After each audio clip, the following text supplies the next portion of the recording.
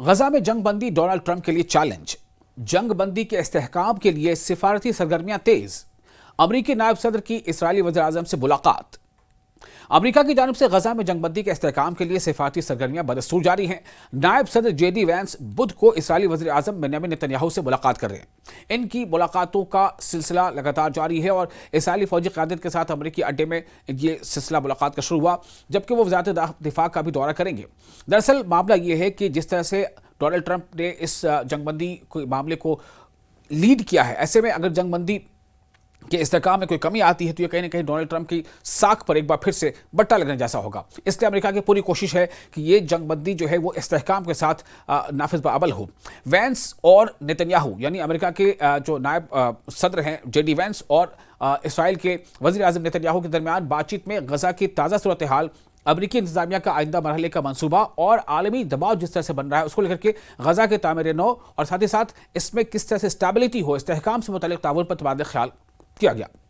इसके अलावा अमरीकी वज़ीर ख़ारजा मार्को रूबियो जुमेरात को 2 रोज़ा दौरे पर इसराइल पहुंचेंगे और एक अमरीकी अहदेदार के मुताबिक इनका दौरा गजा में जंगबंदी के मौसर नफाज की हिमायत पर मरकूज होगा। यानी जिस तरह से लगातार यूरोपियन यूनियन के कई ममालिक अभी हालिया MED9 यानी मेडिटेरेनियन 9 समिट में जिस तरह से आवाज़ उठी है, इसको लेकर के कहीं ना कहीं बहुत ज़्यादा इस बात का दबाव है कि इसराइल की तरफ से जो बार बार इल्ज़ाम लगते रहे हैं, इसराइल जो है अक्सर इससे पहले के सीज़ फायर के वायलेशंस के लिए वो जिम्मेदार रहा है, ऐसा फ़लस्तीन अथॉरिटी का भी कहना है। तो इसलिए इस बार कोशिश लगातार अमेरिका की यह है कि किसी भी सूरत में ये जो जंग बंदी है इसमें इस्तेहकाम हो, ये जंग बंदी जो है किसी भी सूरत में जारी रहे और ये ऐसा ना हो कि इसका वायलेशन होता रहे और इस तरह से वायलेशन हो कि फिर से जंग की सूरत हाल देखनी पड़े। उधर अमेरिकी सदर डोनाल्ड ट्रंप ने हमास को खबरदार किया है कि वो बड़ी मुसल्लह क़ुव्वत के क़याम से बाज रहे। यानी यहाँ अब इस पर थोड़ी सी बात आ रही है कि बड़ी मुसल्लह क़ुव्वत के क़याम से बाज रहे, बसूरत दीगर उसे दुरुस्त करने के लिए इक़दामात किए जाएंगे। ये खुद डोनाल्ड ट्रंप ने इस तरह की बात कही है। उन्होंने कहा है कि इत्तेहादी ममालिक ने इस मुजव्वज़ा इक़दाम का खैरमक़दम किया है, हालांकि वो खुद ऐसा नहीं करना चाहते। ट्रंप ने हमास के बयानात को जंग बंदी की खिलाफ वर्जी करार देते हुए इंतबाह जारी किया कि अगर हमास ने दुरुस्त रवैया अख्तियार न किया तो अंजाम सख्त, तेज़ और भयानक होगा। जबकि हमास की तरफ से बार बार ये कहा जा रहा है कि दरअसल कोशिशें हमारी तरफ से लगातार इस बात की हैं कि जंगबंदी जो है वो लगातार नाफिज रहे, लेकिन इसराइल दरअसल किसी न किसी बहाने से और जो उनके सेटलर्स हैं उनके ज़रिए से गजा में लगातार जो है वो तशद्दुद बर्पा कर रहा है और इसराइल इसी को बहाना बनाकर ये चाहता है कि फिर से एक बार कहीं ना कहीं जंग के हालात पैदा हो जाए।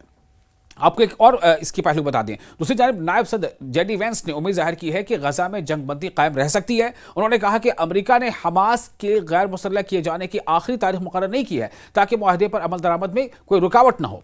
JD वैंस जो अमेरिका के नायब सदर हैं, उन्होंने वाज़ेह किया कि अमरीकी इमदादी क़ुव्वतें सिर्फ लॉजिस्टिक मदद फराहम करेंगी और गजा में कोई अमरीकी फ़ौजी तैनात नहीं होगा। उन्होंने मज़ीद कहा कि यरगमाल बनाए गए अफराद की बाक़ियात की तलाश वक्त लेगी क्योंकि इनके मकामात नामालूम हैं।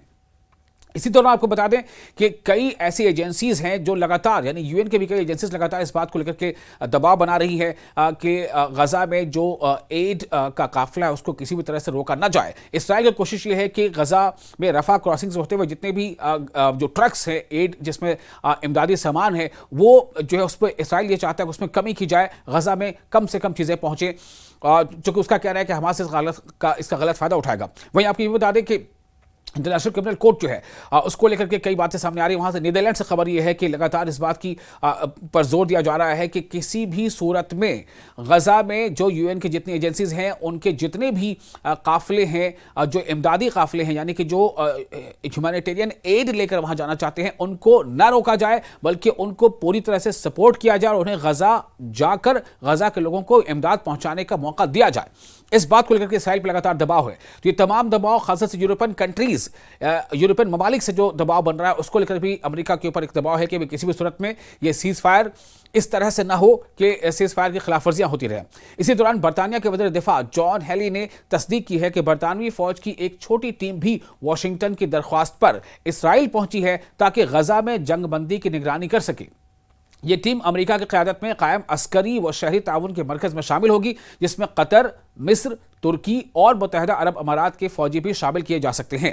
अलबत्ता अक़वाम मुत्तहिदा में अल अरबिया और अल हद्स ऐसे बहुत सारे ऐसे ज़राए हैं जिनके सोर्सेज से ज़राए के मुताबिक गजा में बैनुल अक़वामी अमन फोर्स के क़याम पर इत्तेफ़ाक़ राय अभी दूर है, यानी इस पर अभी जो इंटरनेशनल जो वर्ल्ड कम्युनिटी है उसमें अभी इत्तेफ़ाक़ नहीं हो पाया है, क्योंकि इसके लिए अक़वाम मुत्तहिदा की इजाज़त दरकार होगी। बताया गया है कि फ्रांस और बरतानिया इस मकसद के लिए करारदाद का मुसवदा तैयार कर रहे हैं। ज़राए के मुताबिक तुर्की गजा की तामीर नौ में हिस्सा लेने के लिए अपनी फोर्स भेजने का ख्वाह है, मगर इसराइली वज़ीर आज़म नेतन्याहू ने इसे रेड लाइन करार देकर मुस्तरद कर दिया है। ताहम इस मामले पर अमेरिका और इसराइल के दरमियान गुफ्तशुनीद जारी है।